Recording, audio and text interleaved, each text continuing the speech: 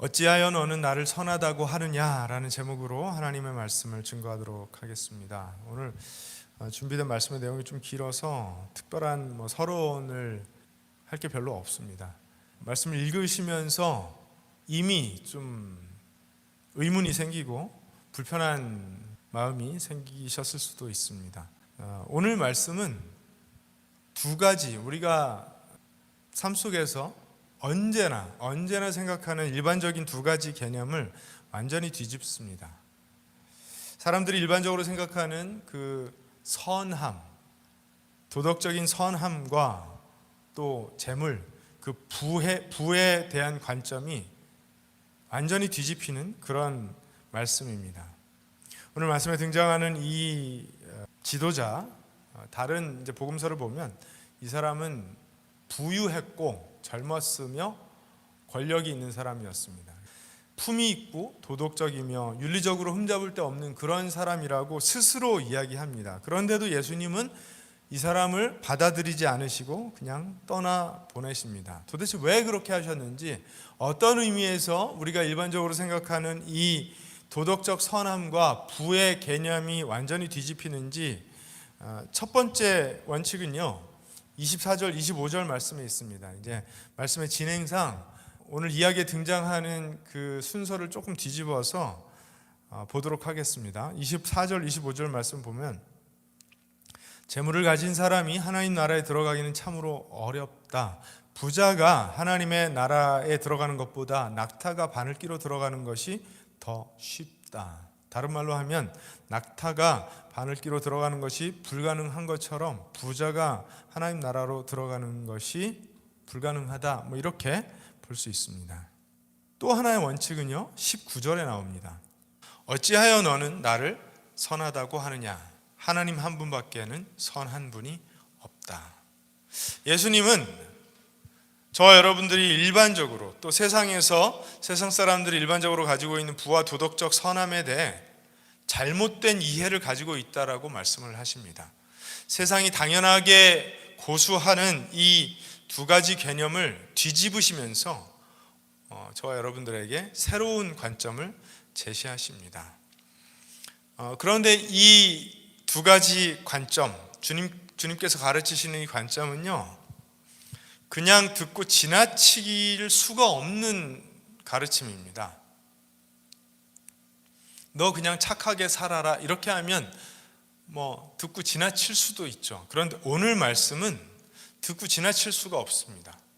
만약에 저와 여러분들이 예배를 드리고 있는 이 예배실에 폭탄이 떨어진다면 폭탄이 안 떨어진 것처럼 할 수 없죠. 그렇죠? 오늘 말씀도 그렇습니다. 안 들은 척 할 수가 없는 가르침입니다. 또 다른 한편으로는요, 이 가르침을 받아들이고 순종할 때 능력이 폭발적으로 나타나기 때문에 이 가르침은 폭탄과 같다고도 할 수 있겠습니다. 매우 강력하고 충격적인 말씀이기 때문에 그런데 실제로 삶에 적용하려면 우리 내면에서 심각한 갈등이 생길 수밖에 없기 때문에 그렇습니다.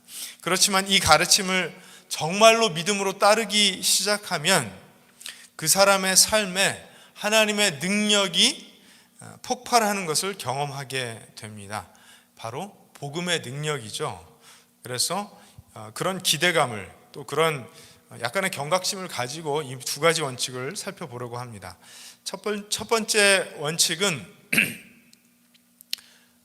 그러니까 그냥 돈이 아니라 돈을 많이 가진 그 부의 위험성에 대한 것입니다. 낙타가 바늘기로 들어가는 것이 부자가 하나님 나라에 들어가는 것보다 쉽다고 주님 말씀하셨는데, 이 구절에 대한 여러 가지 해석을 여기저기서 우리가 들을 수 있습니다.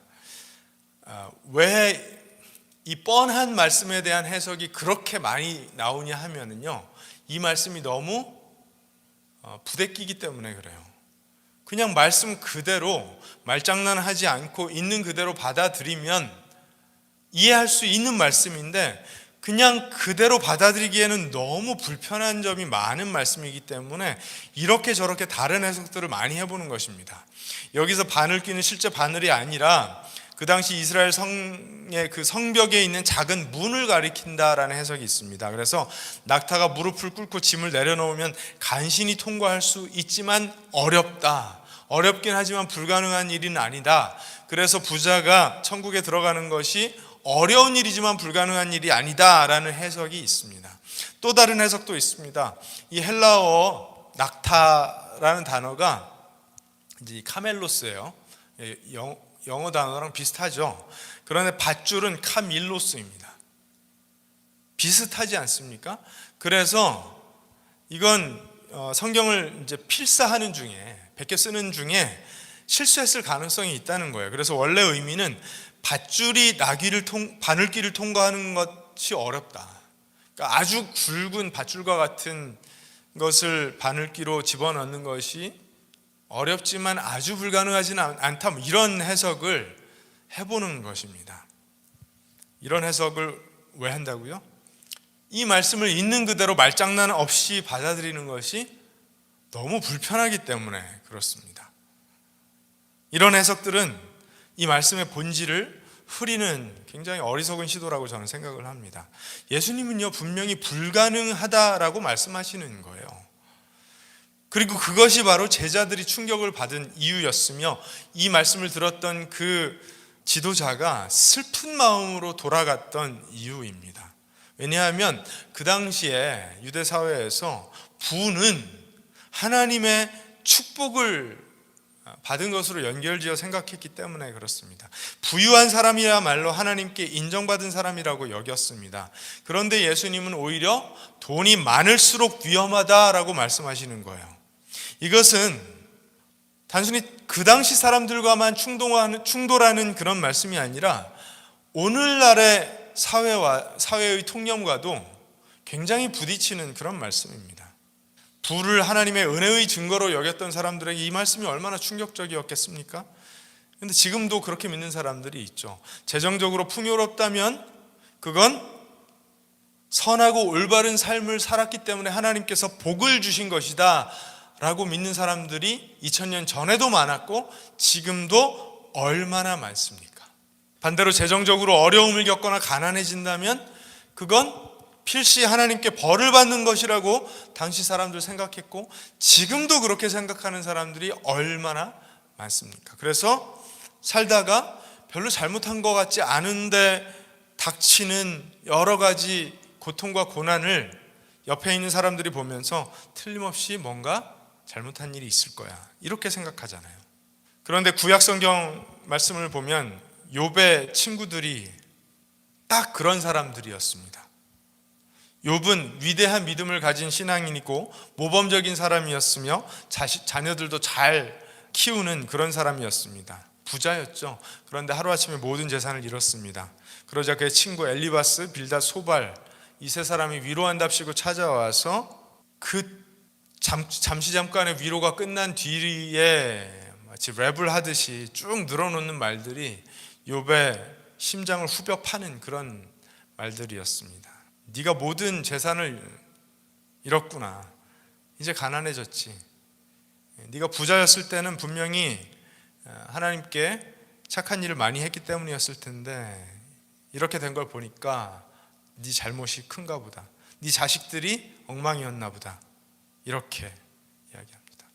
그런데 욥기 전체를 보면 욥이 재산을 잃었던 것은 욥의 죄 때문이 아니었다라는 것을 우리는 알 수 있습니다. 이 세상이 타락한, 오염된, 무너진 세상이기 때문에 살다 보면 찾아오는 그런 어려움이 있다라는 것을 하나님께서 보여주신 이야기이죠. 그렇죠? 불공정, 불의, 억압이 이 세상에 존재하잖아요. 그래서 선하게 열심히 공의롭게 사는 사람에게도 이런 일들은 찾아온다라는 이야기가 욥의 이야기입니다. 물론 죄 때문에 가난해질 수도 있죠. 자기 잘못 때문에 가난해질 수 있습니다. 도박을 한다든지 어리석음에 빠진다든지 게으르다든지 이런 것들이 재정적인 어려움을 초래할 수도 있습니다. 그런데 성경은 그것이 가난의 유일한 원인은 아니라고 분명하게 말합니다. 세상은 악한 세력, 그러니까 공중의 권세 잡았다고 하는 사단의 세력으로 가득 차 있고 때로는 이유 없이 고난이 찾아오기도 하더라는 것입니다. 그런데 그렇게 생각하지 않는 사람들이 훨씬 더 많은 것이 이 세상입니다. 그래서 부유해지고 나면 하나님께서 나를 축복하셨다, 내가 열심히 산 결과물이다, 이렇게 많이들 생각을 합니다. 하나님이 당신을 사랑한다면 이건 반드시 잘 될 거야. 당신이 이렇게 잘 된 이유는 하나님이 당신을 너무 사랑하셔서야. 사실 알 수 없는 이유인데, 그러니까 잘 됐다는 표현부터 정리하고 시작해야 되는 문장인데, 무조건 돈이 많으면 잘 된 거라고 생각하는 세상에 우리가 살고 있습니다. 그런데 또 반대편에서 이 세상에서 만약에 당신이 부유해졌다면 그건 당신이 악한 사람이기 때문일 것이다, 억압자일 것이다, 또는 불공정한 거래를 많이 했기 때문일 것이다 라고 단순하게 추측하는 것도 굉장히 잘못된 것이죠. 근데 세상의 논리는 그렇게 극단적입니다. 그렇게 극단적인 한 문장으로 그 삶의 모든 모습, 모양 자체를 덮어버리면 쉽고 간단해집니다. 그래서 편하니까, 생각이 게을러지고 단순하게 주장하고 싶으니까 그런 이야기들을 많이 합니다. 그래서 세상에 그 리버럴들 있죠, 좌파들은 부자가 된 것은 다른 사람들의 것을 빼앗았기 때문이다 라고 이야기합니다. 근데 또 반대편 우파에서는요, 보수죠, 그쪽에서는 그렇게 어렵게 살고 있는 것은 게으르기 때문이다 라고 단순화시켜버립니다. 이 두 가지 입장 모두 비성경적입니다. 성경의 이야기와는 다른 이야기를 하는 것입니다. 왜냐하면 성경이 우리에게 가르치는 관점은요, 그것보다 훨씬 더 깊이가 있고 정교합니다. 그렇게 단순 무식하지 않습니다. 그런데 단순 무식한 이야기들이 나를 정당화해 주는 것 같고, 그래서 더 매력적으로 들릴 때가 많은 것뿐인 것입니다. 성경은요, 부와 가난에 대해서 그렇게 단순 무식한 답을 주지 않습니다. 그렇지만 보편적으로 볼 때 부는, 돈이 많은 것은 가난한 것보다 훨씬 더 위험한 상태일 수 있다는 것을 전체적으로 일관되게 강조하고 있는 것입니다. 그 17세기 청교도 신학자인 리처드 백스터라는 분의 그 기독교 지침서라는 책이 있습니다. 이 책은 이제 기독교적인 삶을 살아가는 방법에 대한 굉장히 보편적인 종합 안내서라고 볼 수가 있는데, 저자는 부유한 사람이 성경에서 반드시 이해해야 할 것들이라는 소제목에서 이렇게 설명을 합니다. 일반적으로 부는 빈곤보다 영혼에 훨씬 더 위험하며 영생을 깨닫는데 더 큰 장애물이 된다. 예수님은 부에 대해 많은 경고를 주셨으며 누가복음 12장, 16장, 18장, 로마서 13장, 요한일서 2장 등에서 부로 인해 발생하는 어리석음과 위험 그리고 불행을 경고하신다. 겸손과 자기 부정은 모든 인간에게 구원을 위해 필요하지만 부유한 사람에게는 더욱 어려운 일이다. 겸손과 자기 부정이 복음을 받아들이는데 기본 태도인데, 돈이 많은 사람, 부유한 사람은요, 그걸 하기가 너무 어려운 거예요. 여러분, 정말 돈이 많고 권력까지 포함해서 권력도 많은 사람이 자기 부정이 잘 될까요? 이 잘 안 돼요. 자기 부정이 안 되면 겸손해질 수가 없고, 그렇다면 하나님이 주인된, 그리스도께서 주인되어 100% 은혜로 베푸시는 그 구원의 복음을 받아들이는 것이 거의 불가능에 가까운 일입니다. 저는 개인적으로는 불가능하다고 생각합니다. 예수님이 그렇게 말씀하셨으니까요. 예수님은 그 돈이 많은 것이 엄청난 위험을 동반한다라고 말씀하시는 것입니다. 이 지도자가 예수님께 그렇게 묻죠. 선한 선생님, 제가 영생을 얻으려면 무엇을 해야 합니까? 이 사람은 이 질문 자체가 많이 잘못되어 있어요. 왜냐하면 우리가 이제 소통을 하기 위해서는요, 그냥 말을 한다고 소통이 다 되는 것이 아닙니다. 소통을 제대로 하기 위해서는 일반적인 개념 정리가 서로 동의가 되어야 돼요. 선한 선생님이라고 예수님을 부르는데 과연 선하다는 것이 어떤 의미로 선하다고 하는 것인지부터 동의가 돼야 돼요. 개념이 정리가 돼야 돼요. 예수님은 선한 게 뭔지를 정확하게 알고 계셨죠. 그렇지만 이 사람은 선한 게 뭔지조차 잘 모르는 사람이었습니다. 이 사람은 스스로를 선하다고 생각하는 사람입니다. 그러니까 나도 선한데 당신도 선하지 않습니까? 선한 선생님. 이렇게 예수님을 부르는 것을 예수님이 아셨기 때문에 예수님이 뭐라고 대답하시죠? 왜 나를 선하다고 하느냐? 선한 분은 하나님 한 분뿐이시다. 이렇게 대답을 하신 것입니다. 물론 예수님은 선하시죠. 하나님 선하시죠. 그렇기 때문에 예수님은 하나님이시죠. 예수님이 스스로를 선하지 않다고 하신 것이 아닙니다. 이 사람의 입장으로 보는 그 선함이 예수님께 해당하는 선이 아니라고 말씀하시는 것입니다. 이해되시죠?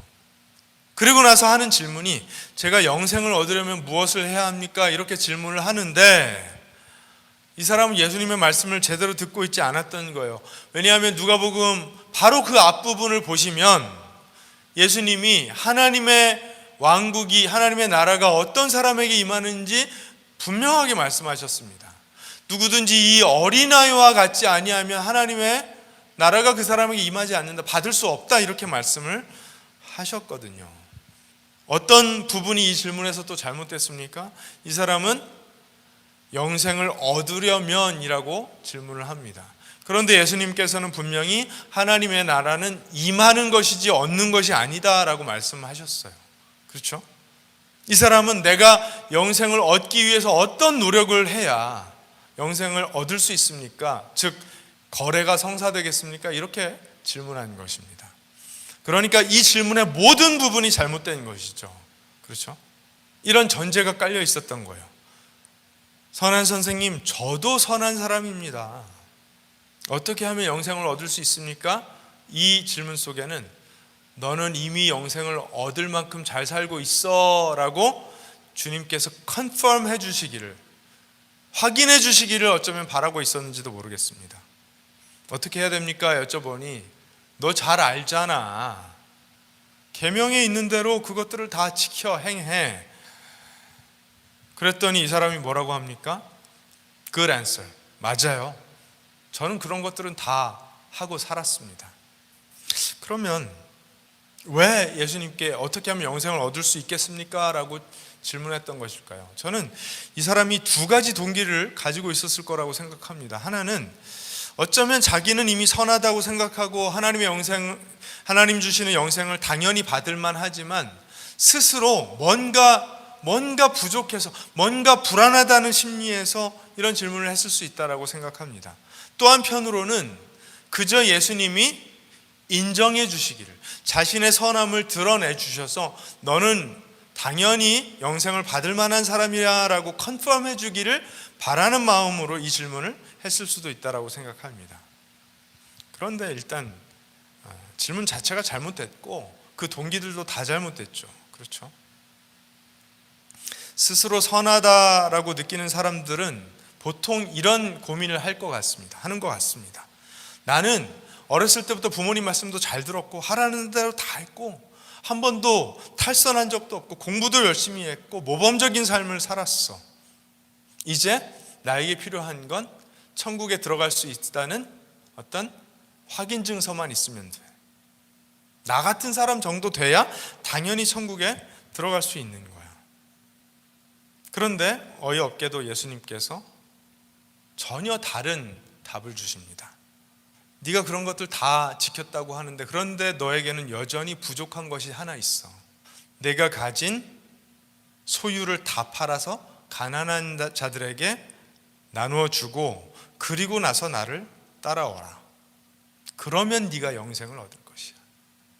일단 예수님께서 하셨던 첫 번째 대답, 하나님께서 주신 그 계명들을 다 지키고 따르면 영생을 얻을 수 있다라고 하신 대답, 분명히 맞는 대답입니다. 맞는 답입니다. 그것은 하나님께서 우리에게 친히 주신 이상적인 기준입니다.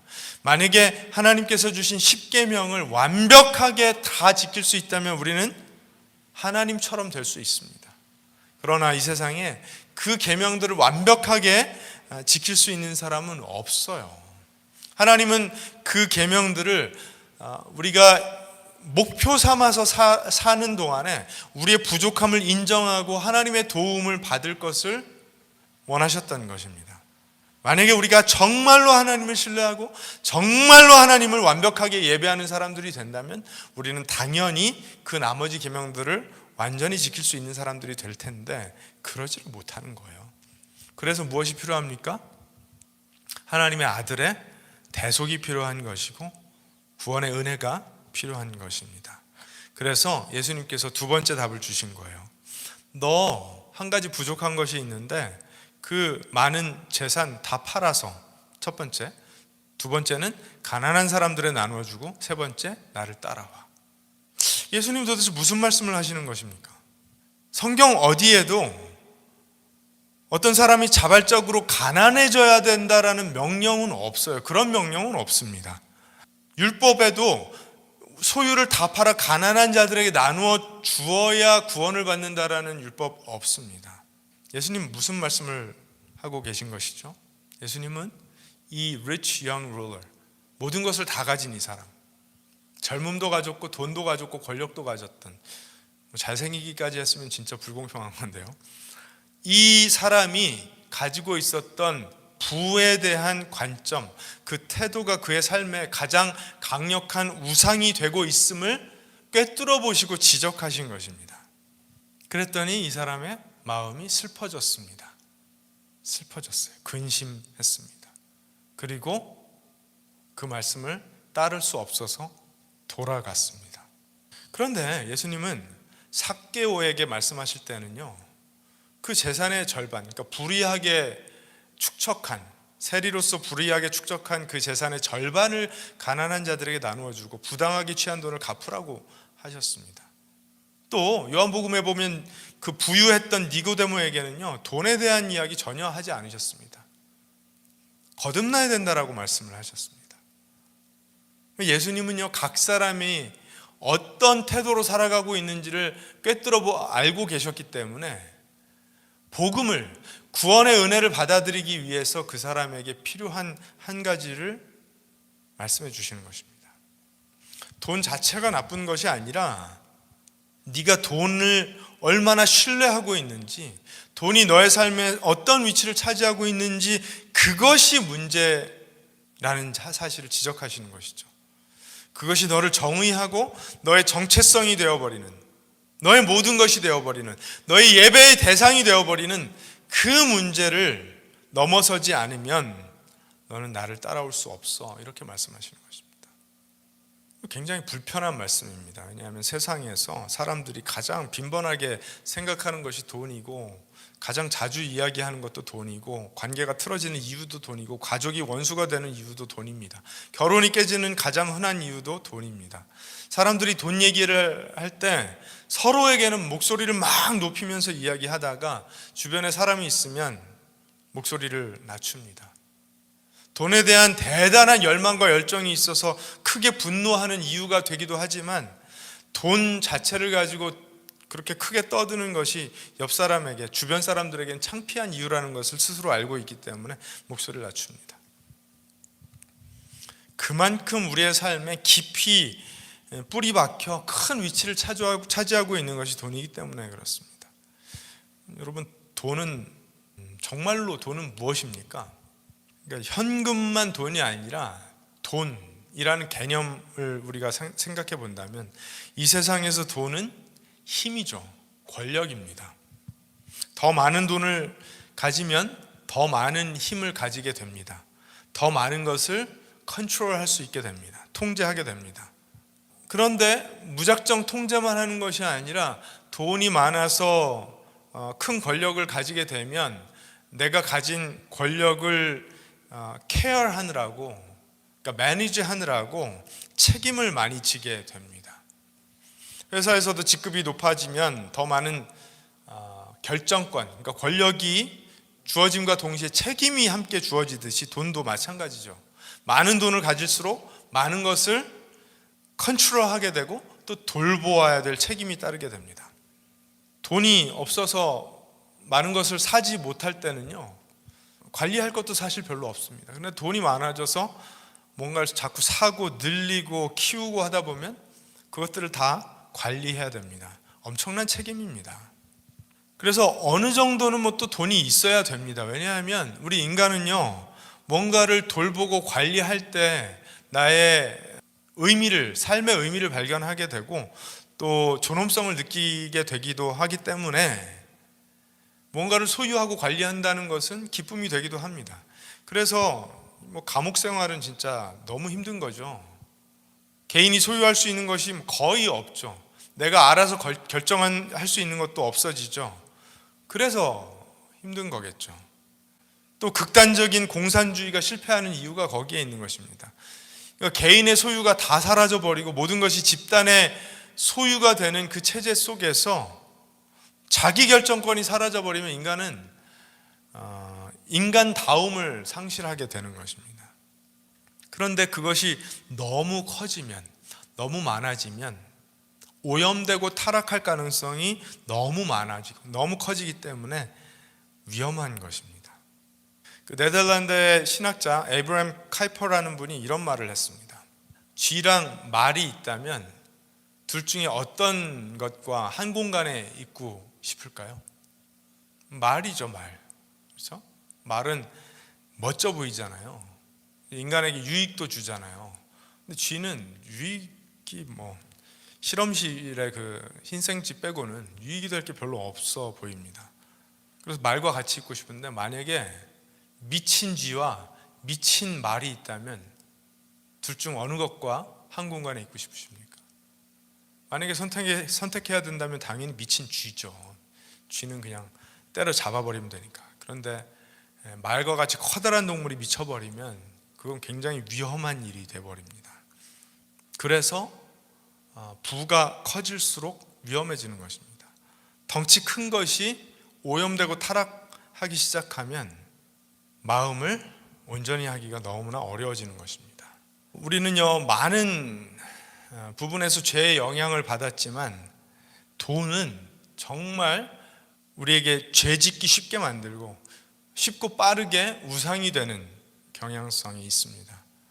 우상은 무엇입니까? 우상은 우리가 우리의 하나님 삼고 예배하고 우리의 인생을 결정하도록 결정권을 내어주자고 결심한 그것이 우상이 됩니다. 우상은요, 항상 우리와 함께 있습니다. 우리 마음의 중심에 그 우상을 모시게 됩니다. 그래서 돈이 우상이 되기가 너무 쉬운 것입니다. 돈이 우리에게 인간다운 그 삶의 존엄성을 조금은 주지만 그것이 많아져서 만약에 덩치 큰 미친 말이 되어버려서 우리의 삶을 위험하게 만드는 그런 횡포를 부리는 것이 된다면, 그래서 그것 때문에 이러지도 못하고 저러지도 못하고 안절부절하는 인생이 된다면 하나님께서 기뻐하시는 인생이 될 리가 없는 것입니다. 예수님께서 그래서 그 핵심을 찔러주신 거예요. 이 부자 관리 청년에게 너의 우상은 돈이다. 그것이 너를 통제하고 있다.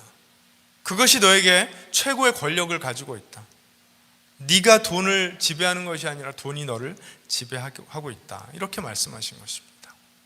이 사람이 참 모순적인 것이요, 영생을 어떻게 하면 얻을 수 있겠냐고 왔잖아요.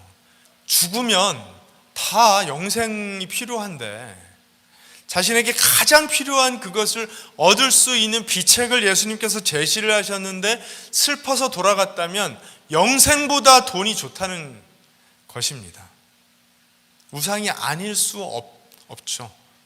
이것이 돈을 우상 숭배하는 징후입니다. 리처드 백스터는요, 그 기독교 지침서에서 이런 것을 언급합니다. 여러분이 자주 더 많이 가진 사람을 부러워하는 경우가 있습니다. 또한 돈에 대해 항상 걱정하는 경우도 있습니다. 만약에 그런 자신을 발견한다면, 물론 시기심이 있을 수도 있고 돈 걱정을 할 때도 있습니다. 하지만 그것이 여러분의 삶의 기본 정서가 되었다면 돈을 많이 가졌던 적게 가졌던 상관없이 돈이 우상인 것입니다. 만약 여러분이 늘 부족하다고 느끼는 사람이라면 항상 불안한 유형의 사람입니다. 성경은 이 사실에 대하여 거듭 말합니다. 삶에서 일어나는 일들에 대한 걱정, 그러니까 먹고 마시는 것에 대한 걱정, 입는 것에 대한 걱정, 돈과 탐욕에 대한 걱정이 모두 연결되어 있음을 알 수 있습니다. 이는 모두 같은 근원에서 비롯되었기 때문입니다. 돈의 우상숭배, 즉 돈이 우리를 지나치게 통제하는 또 다른 징후는 사람들이 얼마나 많은 돈을 가졌는지에 따라 관계를 맺는데 분명한 차이를 두는 것입니다. 여러분은 이것이 자신의 삶에서 작용하는 것을 보고 있습니까? 주변에서 이런 모습이 보이지 않습니까? 다른 말로 하면 지나치게 많이 소비하거나 극도로 인색한 경향이 있는 사람들, 두 유형 모두 본질적으로 돈이 너무 중요해진 사람들입니다. 더 좋은 테스트를 생각해 볼 수 있습니다. 성경적인 테스트인데요. 뭘까요? 내가 돈의 지배를 받는지, 돈이 나를 지배하는지, 넉넉한 마음을 가지고 사는지 아니면 인색한 마음을 가지고 사는지 기준이 되는 테스트가 하나 있는데 그것이 바로 11조와 같은 헌금입니다. 10%, 어마어마하게 큰 포션이죠. 그렇죠? 11조를 드리지 못하는 이유가 있을 수도 있죠. 많은 이유들이 있을 수 있는데 어떤 경우에는 낭비가 너무 심해서, 어떤 경우에는 지나치게 인색해서, 그래서 11조를 드릴 수 없는 경우가 있을 것입니다. 하나는 생활 수준을 넘어서 지출하고 있기 때문이고, 또 하나는 여유가 있는데도 지나치게 돈을 아끼고 있기 때문에 하지 못하는 경우가 있을 것입니다. 두 경우 다 돈이 그 사람을 지배하고 있는 것이죠. 물론 이제 살다 보면 정말 하루 벌어서 하루 먹고 사는 것 같은 그런 어려운 때가 있습니다. 그런 때까지 하나님이 헌금을 요구하시는 분은 아닙니다. 그런 때까지 11조를 내야 건강한 재정 생활을 증명할 수 있는 것이 아닙니다. 빚을 속히 갚아야 할 상황, 또는 이머전시가 생겨서 그것들을 속히 해결해야 될 상황이라면 그렇지 않죠. 그러니까 너무 궁핍하거나 또는 하루 벌어서 간신히 하루 먹는 사람에게 요구하시는 그런 기준이 아닙니다. 여기서 중요한 것은 돈이 너무 많아서 그것을 관리하는데 우리가 너무 치중이 된 인생, 그래서 피곤해져서 우리의 마음이 각박해지고 인색해지거나 돈에 대한 연려 때문에 인생이 그냥 소진되어 버린다면 이건 돈이 우상이 되어서 위험의 요소로 우리 인생에 작용하고 있다는 것을 의미한다는 것입니다. 여러분은 어떠십니까? 돈이 여러분을 지배합니까? 아니면 여러분이 돈을 지배하는 삶을 살고 계십니까? 가난한 사람이라고 해서 예외가 아닙니다. 가난한 사람도 돈을 우상 삼을 수 있습니다. 어떤 경우에는 소비 중독이 걸려 있죠. 분명히 그 정도로 소비할 여유가 안 될 것 같은데 겉에 치장하는 것 또는 이런저런 씀씀이들이 이 사람이 절에서 가난하구나라고 여겨질 만한 사람들이 있습니다. 또는 가난하기 때문에 범죄에 빠지기도 하죠. 그렇죠? 도둑질을 해야 되고 그 돈이 있어야만 내가 인간답다라고 생각해서 불의한 일을 저지르게 된다면 가난이 정당한 이유가 되지 않습니다. 가난도 돈을 우상 삼는 그런 이유가 되기도 합니다. 그러므로 돈이 아주 많던지 아니면 가난하던지 어떤 경우에라도 아니면 중산층이라도 돈은 충분히 우리에게 우상이 될 수가 있고 하나님을 예배하는 대신 그 돈을 예배하는 그런 위험한 삶으로 이끌 수가 있다라는 것입니다. 만약에 이 관리가, 이 지도자가 예수님의 요구에 너의 모든 재산을 다 팔아서 가난한 사람들에게 나눠주고 그리고 와서 나를 따르라는 그 말씀에 예, 그러겠습니다, 이렇게 대답하고 예수님을 만약에 따랐다면 어땠을까요? 하나님께서 아브라함에게 이삭을, 너의 독생자 이삭을 바쳐라, 번제로 드려라, 희생제물로 삼아라 이렇게 말씀하셨을 때 아브라함이 야, 이건 예상하지 못했는데 하나님이 어떻게 이삭을 요구하실 수 있지? 만약에 이삭이 죽으면 나에게 또 자손은 있는 건가? 아니, 이 사랑하는 아들을 어떻게 바칠 수가 있지? 이렇게 하지 않고 그 다음날 새벽에 이른 아침에 산으로 올라가서 이삭을 바치려고 했을 때 하나님 어떻게 하셨습니까? 아브라함아 아브라함아 다급하게 부르시면서 그렇게 하지 말라고 하셨죠. 내가 원한 것은 이삭이 아니라 이삭을 나에게 바칠 수 있는 너의 믿음이었다, 이렇게 말씀하시잖아요. 아마 이 부자 청년에게도 똑같은 일이 벌어졌을 것입니다. 그걸 실천해 보기 전까지는요, 믿음의 실천을 해보기 전까지는 그 믿음의 실천이 가져올 결과물을 우리는 알 수가 없습니다. 확인할 방법이 없습니다. 실천해 보기 전까지는 모르는 거예요. 예수님께서 그냥 다 재산을 정리해버리고 말하라 이렇게 하신 것이 아니라 너의 재산을 팔아서 가난한 사람들에게 나눠주라고 하시잖아요. 그러니까 구원받은 사람, 예수 그리스도를 따르는 사람의 삶에 항상 들어와 있어야 되는 사람들은요, 나보다 힘이 약하고 나보다 없고 나보다 불행한 처지에 있는 사람들에 대한 관심이라는 거예요. 그런데 너 어떻게 그렇게 부자가 됐어? 네가 그렇게 부자가 되는 동안에 그 사람들에 대한 배려와 고려와 나눔이 있었어? 예수님이 물어보신 것입니다. 만약에 그 사람들에게 그렇게 나눠주고 항상 도울 준비가 되어 있고 손이 열려 있었고 그랬는데도 그렇게 부자가 된 거 맞아? 이런 질문을 하시는 것일 수도 있습니다. 어떻게 해야 그렇게 할 수가 있을까요? 어떻게 해야 돈과 연결되어 있는 그 고집스러운 줄을 끊어내어 버리고 내가 가지고 있는 재능과 은사, 자원 이런 것들을 통해서 하나님이 예배받으실 수가 있을까요? 예수님을 따라가면 됩니다. 돈을 따라가지 말고 예수님을 따라가면 되는 것입니다. 예수님을 따라가면 내가 가지고 있는 자원이 세상이 보기에 크던 작던 상관없이 그것들이 하나님을 위하여, 하나님의 영광을 위하여 쓰임받게 되겠지만 아무리 많은 것을 가지고 있다고 해도 예수님을 따라가지 않고 그것을 쫓아가면 결코 하나님의 영광을 위하여 쓰임받을 수가 없는 것입니다. 돈 문제도 매우 중요하지만 예수님은 도덕적인 관점에 대해서도 말씀하셨죠. 이미 부자가 하나님 나라에 가장 적합하다고 세상 사람들이 생각하는 것처럼 착한 사람, 선한 사람이 하나님 나라에 적합하다라고 우리는 다 생각합니다. 그래서 이 사람 그렇게 얘기하는 거죠. 저는 어릴 때부터 계명을 지켜왔습니다. 거짓말하지 않고 속이지도 않고 도둑질도 안 하고 사람들을 존중하고 부모님께 순종했습니다. 자신의 신앙 이력서를 주님께 딱 내미는 것입니다. 이 정도면 되지 않았습니까? 말하는 것입니다. 근본적으로 세상 사람들이 생각하는 천국에 들어갈 수 있는 합당한 사람은요, 공로를 가진 사람이기 때문에 그렇습니다. 착한 행위로 공로를 쌓아야 들어간다라고 생각하기 때문에 그렇습니다. 이것이 세상이 생각하는 도덕 윤리입니다. 인과응보입니다. 그렇죠? 한 만큼 받는 거래의 논리입니다. 모든 것이 다 그렇습니다.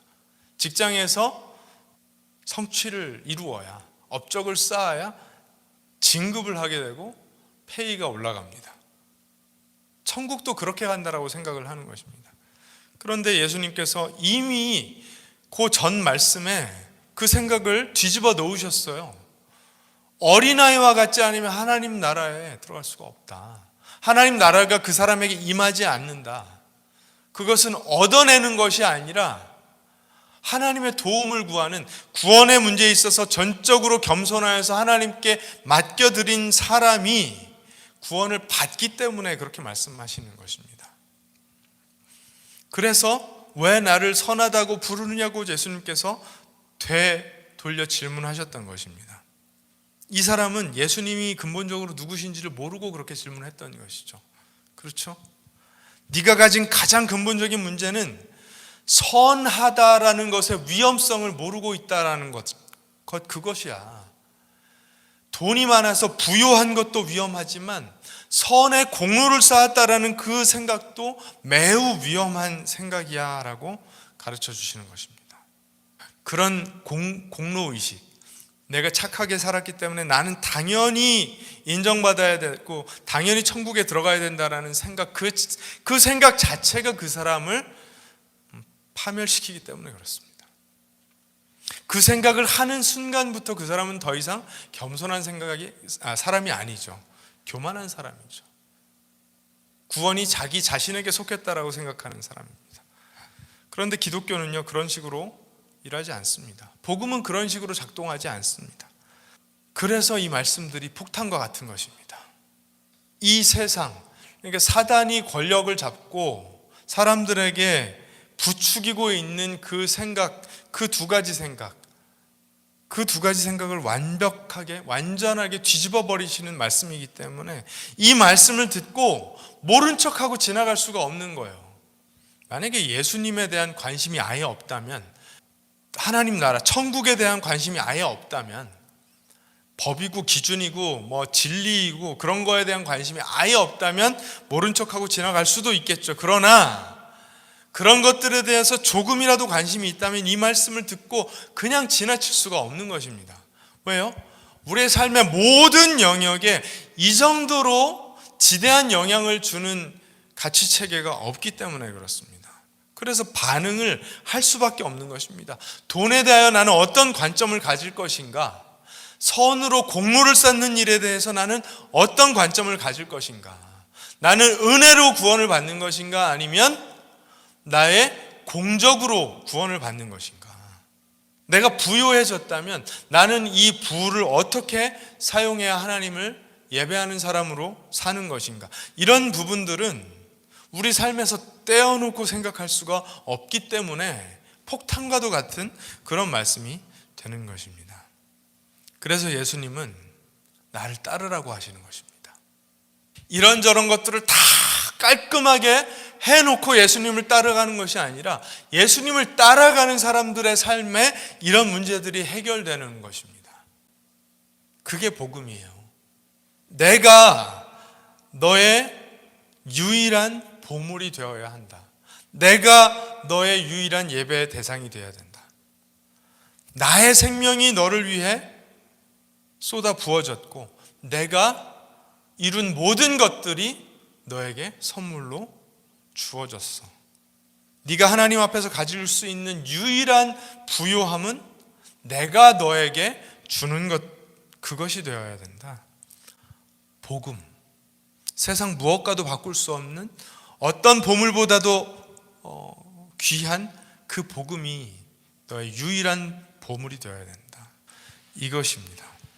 사랑하는 여러분, 신앙생활 하면서 예수님 따라가면서 예수님이 나를 정말 세게 다루신다 이런 느낌을 받으신 적이 있으십니까? 나의 그 본능적인 경향성이 있잖아요.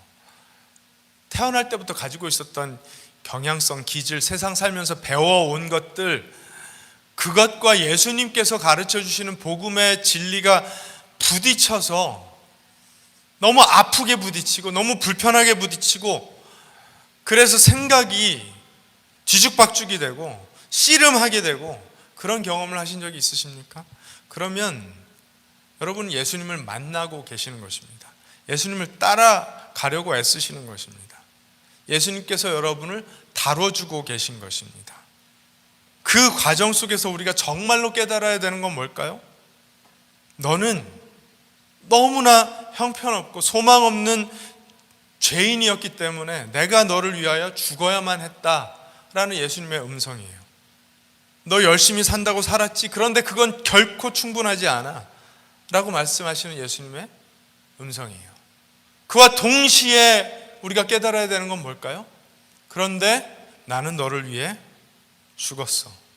너는 충분하지 않았지만 내가 너를 충분하게 만들어줬어. 그러므로 세상 그 어떤 무엇보다도 너는 하나님께 사랑받는 존재야. 이걸 깨달아야 합니다. 나는 너무 형편없는 존재지만 나는 동시에 하나님께 가장 귀하게 사랑받는 존재야. 이것입니다. 이게 복음이죠. 그렇죠? 계속해서 그 씨름을 이어가시기 바랍니다. 그 스트러글, 그 부대낌 계속 끌어안고 살아내시기 바랍니다. 그것이 하나님께서 원하시는 그리스도인의 삶입니다. 그러면서 이 강력한 말씀이 우리 삶에 깊이 뿌리 내리고 자리 잡아 능력으로 발현되어 세상 사람들을 깜짝 놀래키는 아름다운 삶의 모양으로 나타날 때까지 계속해서 씨름하시길 바랍니다. 저와 여러분의 삶이 어렵지만 희망적인 이유입니다. 소망적인 이유는 거기에 있어요. 돈이 앞으로 많아질 것이기 때문에 소망적인 것이 아니라 이 복음이 더 큰 능력으로 우리 삶에 발현될 것을 우리가 믿기 때문에 소망적이라는 사실을 여러분 꼭 깨달으시기 바랍니다. 그 과정은 좁은 길로 다니는 그런 여정이 되겠지만 이것은 분명히 우리에게 축복의 여정이 될 것이며 저와 여러분의 삶에 가장 큰 능력으로 드러나게 될 줄로 믿습니다. 기도하겠습니다.